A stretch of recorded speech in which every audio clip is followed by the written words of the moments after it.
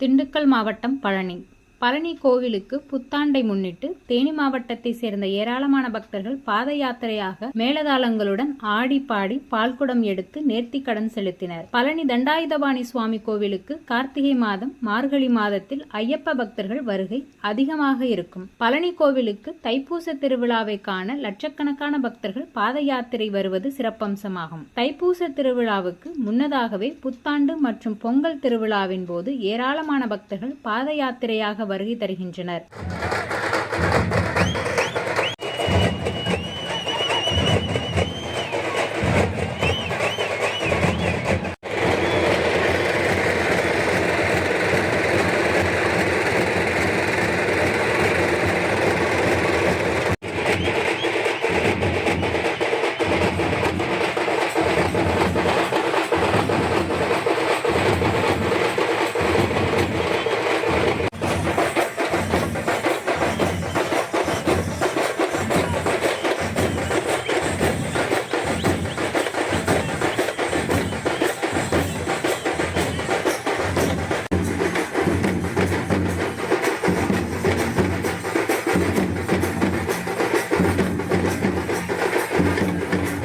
இந்நிலையில் இன்று தேனி மாவட்டம் உத்தமபாளையம் ஆனைமலையான்பட்டி சேர்ந்த 500க்கும் மேற்பட்ட பக்தர்கள் பெரிய ட்ரம் செட் இசைத்தபடியும் ஆடிப்பாடி மலைக்கோவிலுக்கு வந்தனர்.